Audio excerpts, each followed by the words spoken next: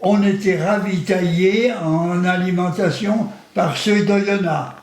Il y en a que Soda, probablement. Oui, voilà. Et on avait un réfectoire pour manger.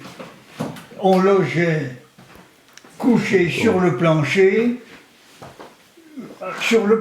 sans rien d'autre. Là, on nous a appris à faire la guerre, mais c'était vraiment sommaire. On nous apprenait à ramper, et puis on avait comme engin des mitraillettes. Mais malheureusement, on n'avait pas beaucoup de munitions. Donc, on économisait les munitions. On ne pouvait pas tirer parce que ça usait les munitions. Des Sten. D'accord. Alors, tout se passait bien jusqu'au mois de juillet 1944. Ah oui. Environ le 9 juillet, c'est indiqué dans les documents. Ouais. Du 9 au 6 juillet, les Allemands ont envahi la région. Ça a été étudié dans des documents d'histoire. Il y avait 2 divisions dirigées par le général Pflaum, P. F. L-A-U-M. FL. Alors ces divisions, ils ont brûlé des fermes, tous les jeunes à peu près de mon âge qui n'étaient pas cachés ont été pris et fusillés. Le village d'Apremont a été occupé par les Allemands. Alors, donc du 6 au 11, non, du 9 au 13-14 juillet, les Allemands étaient présents ici. Et c'est à ce moment-là que celui qui nous commandait s'appelle Jean Morel. Il y a dans le livre de Roselyne Jacquet, une carte où l'on voit Jean Morel, le chef, Tardy, responsable à l'organisation, et un troisième. Alors, c'est un camion qu'on possédait, qui est allé chercher les blessés à l'hôpital d'Oyonnax, qui les a conduits ici. Le paysan qui se trouvait à proximité, sa ferme est indiquée, a donné ses bœufs et son char pour transporter les blessés jusque dans ce coin-là. Attendez, je parle. Après, c'était la Combe des Vaux, hein. Ils ont transporté par chariot sur la Combe des Vaux. C'était au-dessus de la Godette. Il y avait une grotte, oui. Là, ici, je crois que c'était à ce moment-là. C'était dans une sapinée qui était un peu plus loin. Quand les Allemands sont arrivés, les maquis étaient dans la sapinée. Hein. Alors, les Allemands ont festoyé à la côtette, bu, mangé, saoulé, et ils ne sont pas montés chez les blessés. Ah, Voilà. C'est ce qui Dans la sapinée là-bas, mais pas très loin. Hein. Ah ouais, ah ouais, Bon, c'était juste à côté. les blessés ont été sauvés. Tandis que ceux de Nantua ont été capturés et éliminés par les Allemands. Sous la direction de Jean Morel et d'un autre qui étaient des vieux maquisards, on était dans les bois. On était allé chercher pour manger des roues de gruyère. On avait du gruyère et du pain.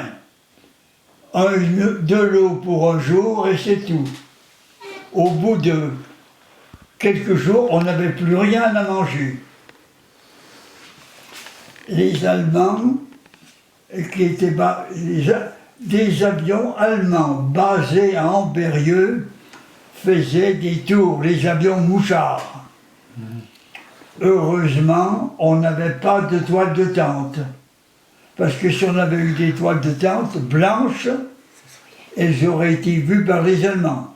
L'arrivée des Allemands avait été arrêtée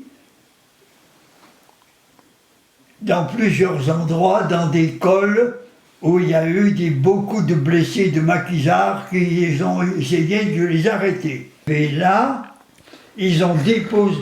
Il y a des escaliers qui permettent de monter.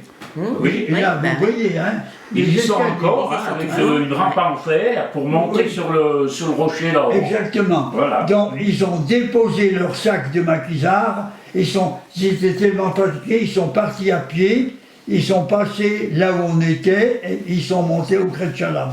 Autour du 16 juillet, les Allemands sont partis. Ils ont quitté la région. Plaisir. C'est qu'ils sont allés envahir le Vercors.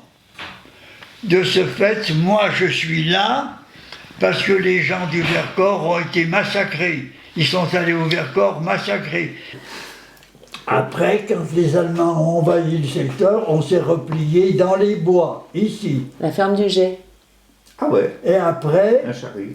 quand les Allemands sont partis, on a occupé la ferme du Gex. Ouais. Gex, voilà. Où on avait une roulante, on avait l'eau à côté dans un puits. Il y est toujours. Hein. Et on s'est rapproché de Bourg-en-Bresse. Et de là, on tentait des embuscades. L'embuscade importante que j'ai faite, à laquelle j'ai assisté, c'était près de Villars-les-Dombes. L'embuscade de Villars-les-Dombes. Vous connaissez un peu ça, non? Oui, ben l'embuscade non, mais... Vous connaissez la route 83 qui va de Lyon à Bourg-en-Bresse, qui passe à Villars. Ah ouais. Les Allemands se repliaient de Lyon en débandade. On nous avait dit il faut aller faire sauter la route pour gêner les chars qui allaient remonter. Donc le chef qui nous commandait a repéré un endroit où le bois arrivait jusqu'à la route. On a logé dans un bois, 10 km, on est parti le matin très tôt. Quand on a vu la route parcourue par des Allemands, à pied, en bicyclette, en camion, en auto, un portait sa brouette avec les choses qu'il avait volées. Alors, lorsqu'un camion est arrivé, il y avait 3 fusils mitrailleurs et 3 tireurs. Un Français que j'ai eu comme prof d'histoire-géographie et qui s'appelait Étienne Despierres, son nom est à retenir, qui est devenu proviseur du lycée Lalande, était un bon tireur. Les 2 autres étaient deux soviétiques qu'on avait récupérés dans le maquis et qui étaient très bons tireurs aussi. Les balles étaient des balles traceuses. C'est-à-dire que quand elles sortaient de l'appareil, il y avait de la lumière derrière, ça permettait de les guider. Spectacle ahurissant. Le camion arrivait, le chef dit feu à volonté, on voyait les balles exactement percutant. Dès que les balles sont arrivées, le camion s'est arrêté, sans doute le chauffeur avait été blessé. Oui, Voilà oui. une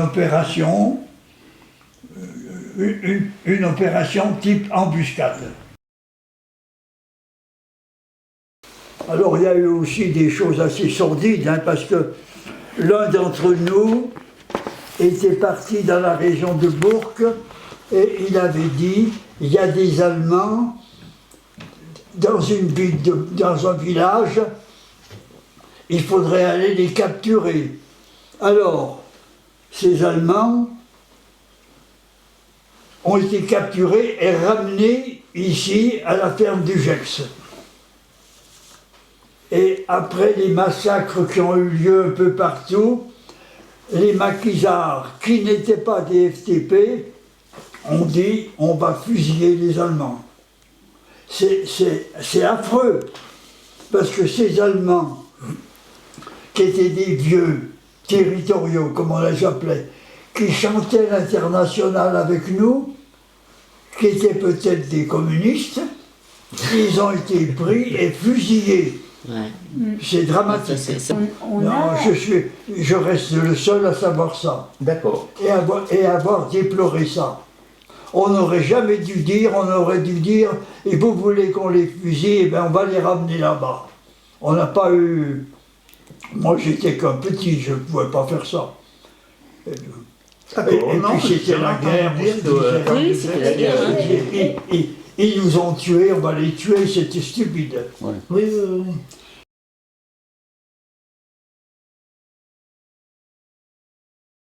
Les gens du village, comment ils savaient que vous étiez là et Ah oui. ils vous ont apporté à manger, ils vous ont aidé un peu Ah les gens d'Abrement. non, simplement, Ils ont prêté dans les coups de main, et on prenait de la farine.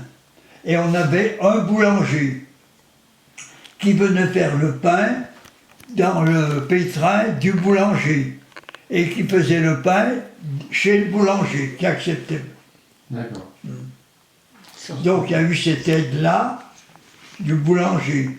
Et peut-être qu'on a acheté aussi une tête de bétail pour avoir de la viande chez un paysan, Oui, parce que en la payant.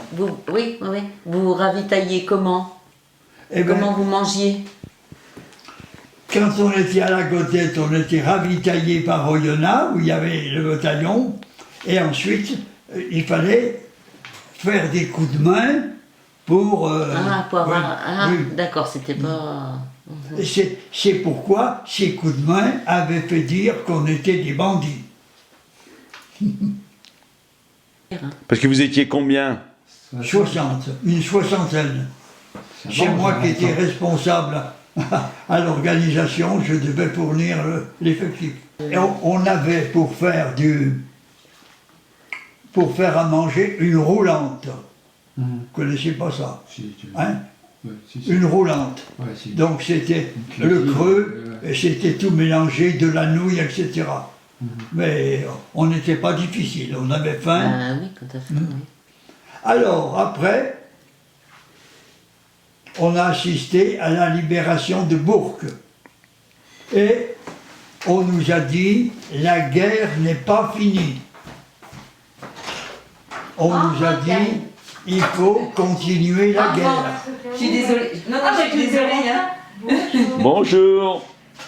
Je vais vous présenter une belle jeune fille. Hein? Je vais vous présenter une jeune fille. Je ne sais pas si vous la connaissez. Bonjour Monsieur Tardy. Bah, j'ai enlevé ça. Ouais.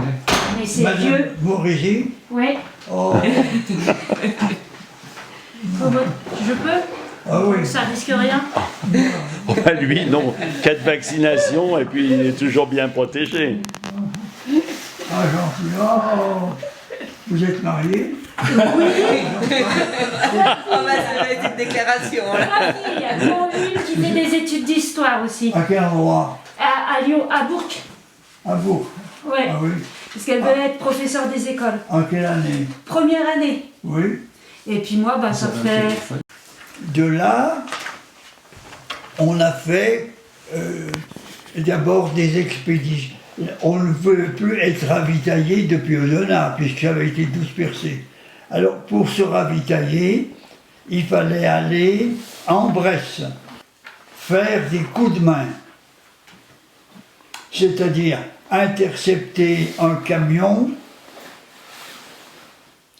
de ravitaillement, prendre le ravitaillement et alors donner un papier au chauffeur pour indiquer que ces denrées ont été prises par le maquis Et ces papiers, à la Libération, ils ont été remboursés par la préfecture, qui sont venus nous demander « Est-ce que c'est bien vous qui avez fait ces papiers ?»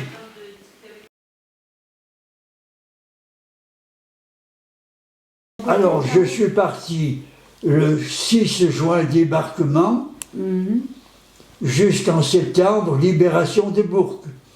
Après, je suis parti à la division alpine. D'accord. Après, je suis allé faire un stage d'artillerie à Lyon, à la Doua. Quand on était au maquisard, il n'y avait pas de grade. Quand on était dans l'armée, on nous a donné des grades. Jean Morel, qui était le chef, a été nommé lieutenant, moi j'étais sous-lieutenant. J'ai donc fait mon stage d'artillerie comme sous-lieutenant. Apprendre le maniement du canon, ça ne me plaisait pas bien. Donc je n'ai pas réussi à rester à l'école d'artillerie. D'accord. Et j'ai été appelé par le commandant de l'endroit, un homme sévère, je le salue, il me fait rester debout et il me dit « On ne peut pas vous laisser avec vous n'avez pas réussi, on ne peut pas vous laisser avec ce grade que vous avez. Je vais donc vous dégrader comme maréchal des logis. Voilà le papier, vous allez partir dans une division au nord de la France, à Strasbourg. » En arrivant à Strasbourg, je suis parti dans le Palatinat, j'avais mon enveloppe, j'avais regardé l'enveloppe, oui, bon, mais au lieu de donner l'enveloppe au capitaine qui commandait le bataillon, je garde l'enveloppe, et donc je suis resté 1 mois et demi, considéré comme sous-lieutenant, mangeant aux messes des officiers. Et au bout d'1 mois et demi, c'est l'adjudant qui me disait tous les matins mon respect les lieutenants, mon lieutenant, il me dit « Tardy, il y a une mauvaise nouvelle pour vous, j'étais dégradé. » Voilà. C'est une petite histoire personnelle. Est-ce que vous pourriez expliquer en quelques mots pourquoi être entré dans le maquis? Dans le maquis, il y avait, c'est le STO qui a été le point de départ. Service du travail obligatoire. Au lieu de partir au STO, les gens sont partis dans le maquis. Moi, je n'avais pas tout à fait l'âge pour partir au STO. Je suis donc parti au maquis comme volontaire.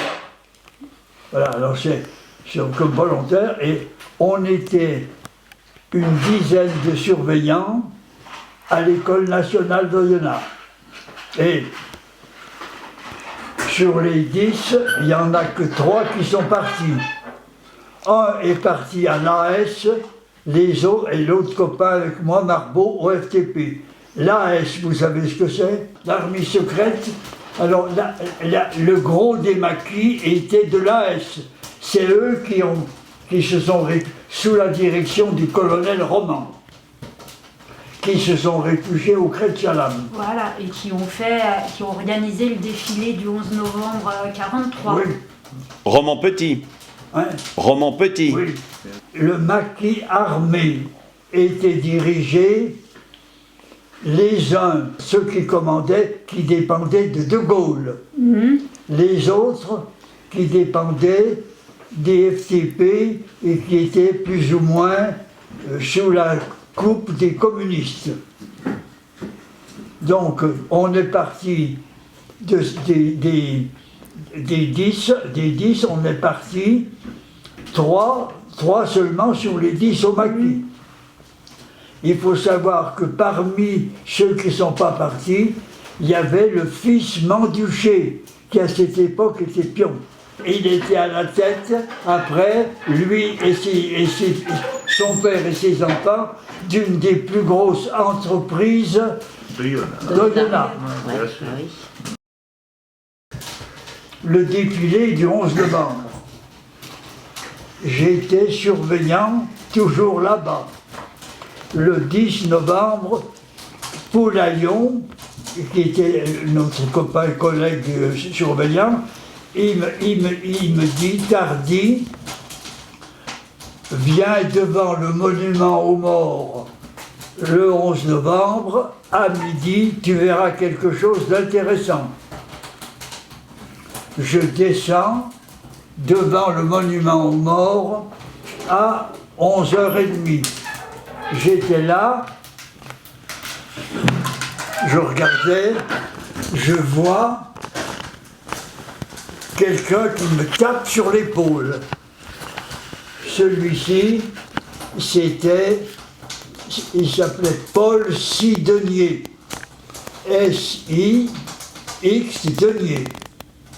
C'était un copain du collège de Nantua qui me dit, je lui dis, qu'est-ce que tu fais là? Il me dit, je vais à la poste couper les communications parce que le maquis va faire son défilé. Et j'ai vu son porte-bas, j'ai vu le pétard qui était par là. Voilà, alors c'est un incident particulier ça. Hein. J'ai donc assisté au défilé. Je les ai vus arriver, je les ai vus poser la gerbe.